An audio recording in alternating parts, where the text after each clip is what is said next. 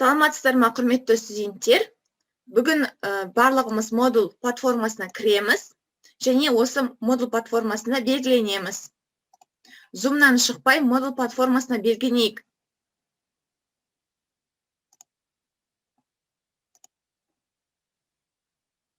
Бүгін бізде үшінші тәжірибелік жұмыс. Белгілену чатына кіреміз. Екі адам ғана белгіленген, қалғандарымыз тездетіп белгіленейік.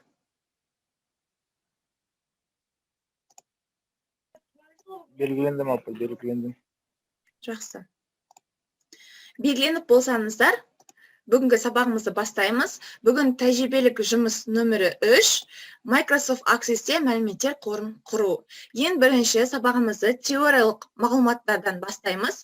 Сіздер қазір осы теорияда берілген барлық мәліметтерді өздеріңіз дәптерге жазып алыңыздар. Себебі сабақтың соңында мен сіздерден тест аламын. Тестте сіздер сертификат алу мүмкіндігі бар. Сол сұрақтардың барлығы осы бүгінгі берілетін бірінші сабақтың басындағы теориялық мәліметтерден алынған. Түсінікті ме? Құрметті студенттер, кері байланыс жасап отырайық. Дауысым естіліп тұр ма? Я түсінікті. Жақсы. Мәліметтер басқару жүйесі. Дәптерімізге жазып, конспектлеп отырамыз. Себебі тағы да қайталап айтамын. Сабақтың соңында тест болады. Сол тесттегі сұрақтардың жауабы осы біздің бүгінгі сабақта беріледі. Сонымен мәліметтер басқару жүйесі бұл мәліметтер қорын құрып, онымен жұмыс істеуге арналған программалық құрал. Әлемде көптеген мәліметтер қоры бар, шын мәнінде олардың көбі аяқталмаған өнім болып табылады. Ал арнайы программалық тілдер арқылы мәліметтерді басқаратын құрылымдарды жасауға болады. Мұндай тілдерге Clipper, Paradox, Fox4 және басқаларын айтуға болады. Бірақ біз бүгінгі сабақта өзіміздің мәліметтер қорымызды бірінші Microsoft Access бағдарламасында құрып аламыз. Microsoft Access бағдарламасын бәріміз білеміз ғой? Бәріміз білеміз бе? Білеміз. Сол сияқты Fox Pro программалау тілі, ол арқылы мәліметтер қорын құруға болады. Мәліметтер қоры бизнесте көп қолданылады, сондықтан оны жүзеге асыратын құралдар да керек болды. Бұл мақсатта осы Microsoft Office пакетіне енетін Access программасы пайда болды. Оның түрлі версиялары бар. Қандай версияларын білесіздер?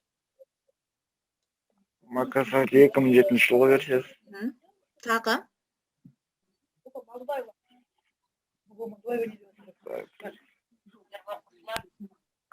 Соңғысы 2013 жылғы. 2013 жылғы. Яғни бізге дейін көріп тұрсыздар, Access 2.0, Access 95, 97, тағы басқа қазіргі таңға дейінгі Access-тер шығарылды.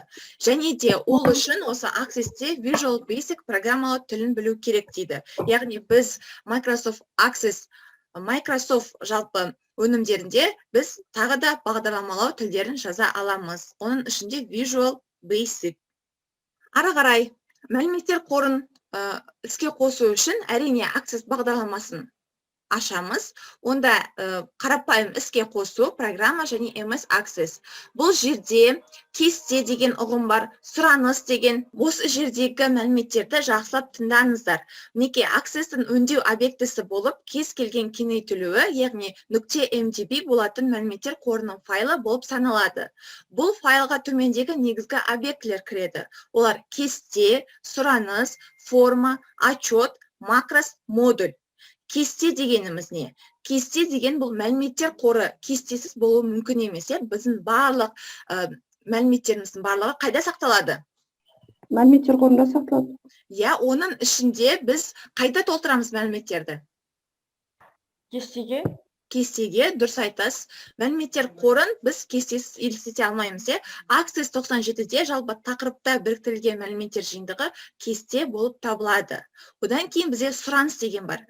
Сұраныс мәліметтерді талдау, өзгерту және қарауға негізделген. Бұл сондай-ақ сұраныс форма мен отчет құруда жазулар көзі ретінде де қолданылады. Әлде қайда көп таратылған сұраныс түрін таңдау арқылы сұраныс ол бір немесе бірнеше таблицадан пайдаланушы берген критерийлерге сәйкес мәліметтерді теруді орындайды. Ары қарай форма. Форма Microsoft Access объектісі мәліметтер енгізу үшін қолданылады. Әрбір формаға енгізу үшін кесте өрісіндегі мәліметтерді бейнелеу үшін немесе өзгерту үшін қолданатын басқару элементтері. Және де бізде есеп деген бар, отчет деп айтсақ болады. Орысша қарауға қолайлы түрде таблицалар мен запростардың қорытынды мәліметтерін бейнелеу үшін қызмет етеді. Яғни мәліметтерді баспадан шығаруға арналған. Қарапайым енді терминдер. Бұл келесі бізде модуль. Microsoft Access'те команда және макрокоманда көмегімен жүзеге асыру мүмкін емес. Операцияларды толықтырушы құралдар, оқиғаларды өңдеу процедурасы немесе VBA дегеніміз бұл жерде Visual Basic тілінде жазылған есептеулерді қолдануға мүмкіндік беруі. Мұндай процедуралар модуль түрінде бейнеленеді. Ары қарай бізде Excel'де енді толығыменен Excel'ге кіретін болсақ, бұл жерде ары қарай макрос деген ұғымдар бар. Бұл макрос дегеніміз мәліметтер қорын толықтыру, информацияны теру болып табылады. Яғни біздің мәліметтер қорын автоматтандыратын макростар. Ары қарай енді осы айтылғанымызды біз тәжірибелік жұмыста қарастырып көрейік. Ол үшін Microsoft Office бағдарламасын қосамыз. Егер сіздер қазір компьютердің алдында отырсаңыздар, сіздер де осы Microsoft Access'ті қосып, осы жерде деректер қорын құрамыз. Менен қайталап отырыңыздар, жай ма? Компьютер қаласы болмаса шақыл. Компьютер болмаса, мен не істедім, соны қарап отырамыз. Кейін өздеріңіз осы мәліметтер қорын құрасыздар. Бүгінгі тапсырма бойынша сіздер мәліметтер қорын құрып, модуль платформасына салуларыңыз қажет. Сонымен новая база данных, мына жерде міне имя файла database 3 деп тұр, өзгертсеңіздер болады, немесе қалдырсақ болады. Бұл менде user компьютерінде документ деген папкада сақталады. Создать деп басамыз. Создать деп басқан кезде мінеки таблица құрылды. Бағанағы айтқан біздің терминдердің барлығы осы Access-тің ішінде берілген. Түсінікті ма? Түсінікті. Мінеки таблица ашылды. Енді таблицаның осы сол жақ шетін мышкамен шертіп, конструкторды ашамыз. Конструкторда мысалы біз бүгін библиотеканың оқырмандары жайлы мәліметтер қорын ашайық. Оқырмандар деп қояйық таблицаның атын. Окей дейміз. Сол кезде мінеки біз осы оқырмандар деген мәліметтер қорына қандай база енгіземіз, соны көрсетуіміз қажет. Бұл жерде мына код деп тұр, бұл енді автомат түрде счетчигі беріледі. Ары қарай мына оқырмандар деген таблицаның ішіне кірген кезде қандай мәліметтер болуы қажет. Мысалы аты, дұрыс қой. Бірінші енді тегі жүреді. Оқырманның тегі. Келесі аты. Оқырманның адресі, қай жерде тұратыны. Және де паспорт номері.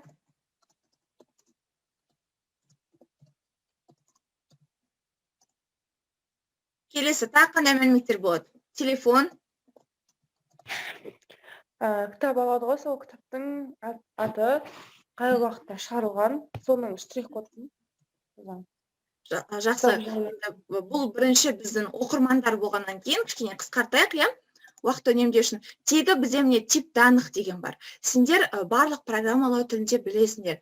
Қандай мәліметтер типтерін білесіздер? Тип данных деген мәліметтер типі. Біз неше мәліметтер типін қолданамыз? Логикалық тип. Иә, дұрыс, тағы.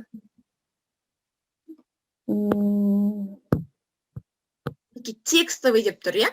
Бұл қандай? Цифровой. Деген сияқты. Сандық, часовой жаңағы, одан кейін текстовый, мәтіндік, тағы қандай? Мәтіндік. Логикалық. Символдық типтер бар, иә? Мінеки көріп тұрсыздар, бұл жерде барлық типтер, енді бұл Access-те берілген типтер. Бізде тегі қандай типте болуы қажет? Мәтіндік. Иә, мәтіндік. Аты ше? Тоже мәтіндік. Иә, адрес. Тоже текстовый. Текстовый. Сосын қараңыздар, не тегін біз текстовый деп бердік. Енді бұл жерде астында не свойство поля деп тұр.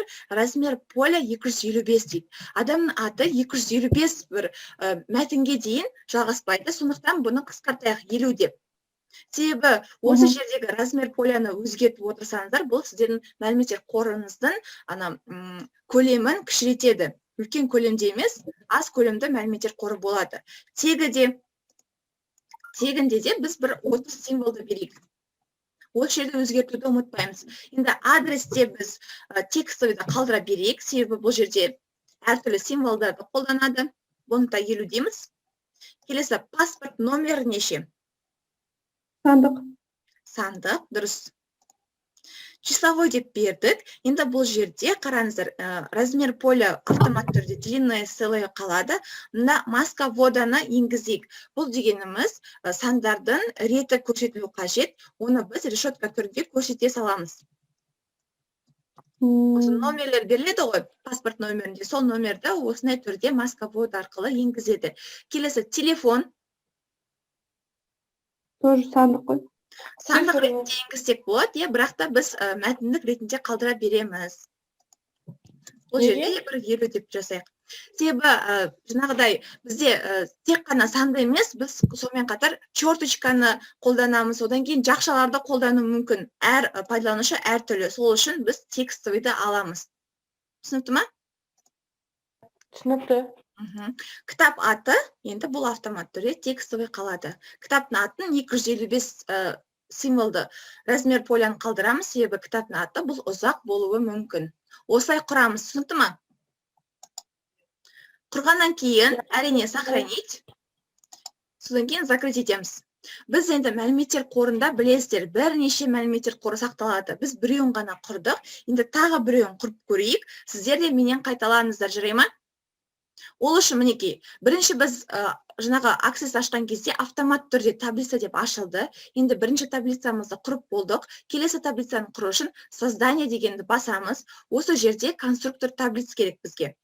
Конструктор таблиц арқылы біз бірінші кірген пайдаланушы қандай мәліметтер енгізу қажет, соны енгізіп аламыз. Одан кейін барып осы жерде мәліметтерді толықтырамыз. Түсінікті ма? Бұл енді келесі біздің мәліметтер қорымыз, ол кітаптың берілген күнін көрсетсін. Мысалы жазамыз. Кітаптың берілген күні. Бұл бізде қандай болып қалады? Дата и время. Берілген күнін жазу керек. Келесі. Қайтару күні. Бұл да бізде дата время. Рейтинг деп қойық. Енді кітаптың рейтингісі қаншалықты ұнады ма, ұнамады ма, бұны текстовый ретінде қалдырамыз. Келесі таблицаны сақтаймыз. Атын береміз. Кітап берілген күні дейік.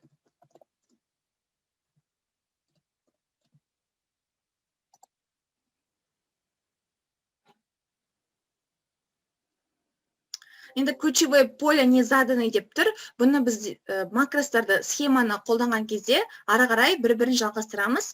Қорықпай бұл жерде нет деп жалғастыра береміз. Осындай түрде сіздер бірінші кестелерді құрып аласыздар. Біздің енді негізгі сабағымыз C# тілі, объектілі бағытталған бағдарламалау. Және де осы C# тілін біз қай бағдарламалау тілінде, бағдарламалау ортасында құратын едік? Дауысым естіліп тұр ма? Никара.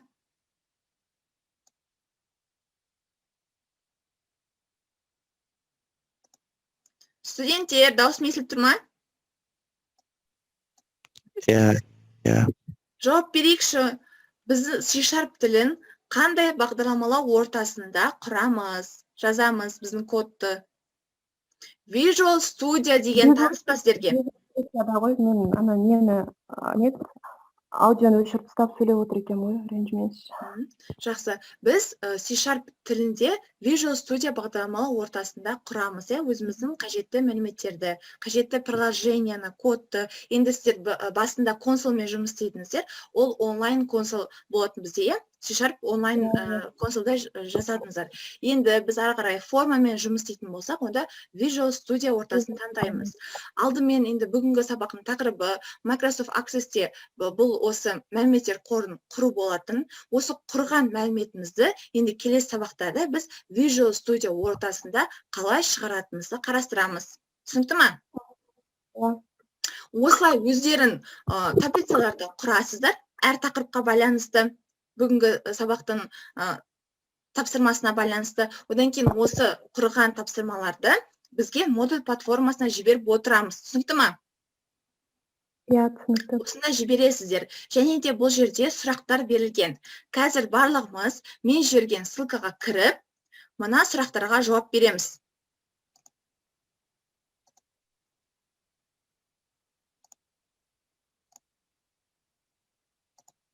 WhatsApp-қа жіберемін. Соған кіреміз, одан кейін сұрақтарға жауап береміз. Бұл жерде аты жөндерінді дұрыстап жазамыз, және де өздерінің email немесе Gmail пошталарында белгілеңдер. Себебі сұраққа жауап бергеннен кейін сіздерге сертификат беріледі. Қазір жауап берейік. Кірдік па? Иә, кірдік. Сұрақтарға жауап берейік. Бірінші мінекей. Электронды пошталарында аты жөндерінде енгізіңдер. Барлықтарын қазір жауап береміз. Одан кейін сертификаттарында көрсетеміз.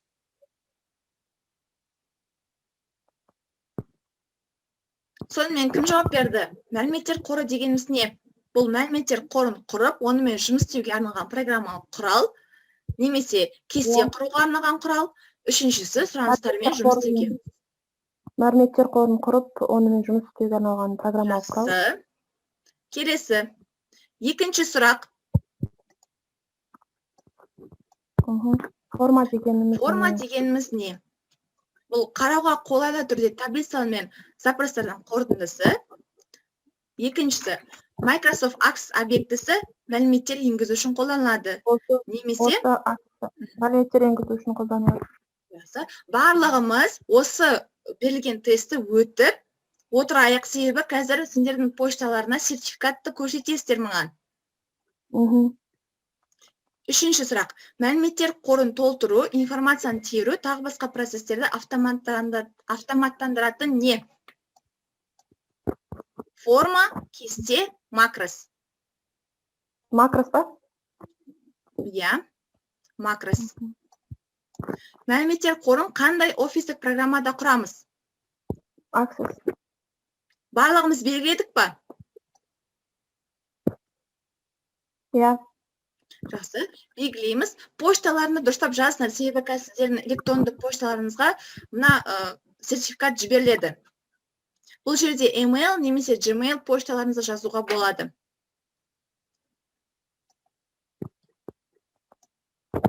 Поштамыз көрейік па, тексерейік па? Иә, пошталарыңызды көріңіздер. Келді. 5 адам жауап берді. Келді, сертификат. Поштаға сертификат келді ма? Кәнеке, демонстрация экранына жасап, көрсетіп жерсеңіз, мен қазірге демонстрацияға разрешение берем. Айғаным, разрешение бердім. Өзіңіз демонстрация экранына жасап, көрсете аласыз ба? Қашай сетілмей жатыр. Толық басып алайын. Иә, жақсы күтеміз. Басқаларымыз орындап жатырмыз ба? Перизат, Нигара, Мадияр, Мади. Орындадым, бірақ поштаға әлі келмей жатыр ештеңе. Менде бірақ сұрақ дұрыс болған жоқ, қалғандар дұрыс болды, 55 балл болды. Және де бұл жерде бір қарастыратынымыз 75 балл болған кезде ғана сіздерге электронды пошталарыңызға сертификат жіберіледі. Кімде сертификат жіберілмей жатыр, мүмкін бір-екі сұрақтан қате кеткеннен кейін сертификат берілмеді деген сөз. Рас ма? Бұны қайтадан өтіп, одан кейін сертификатты алып, модуль платформасына жібересіздер тапсырма ретінде. Бірінші тапсырмаларды орындайсыздар, қосымша сол сертификаттарды салып қойыңыздар, жарай ма?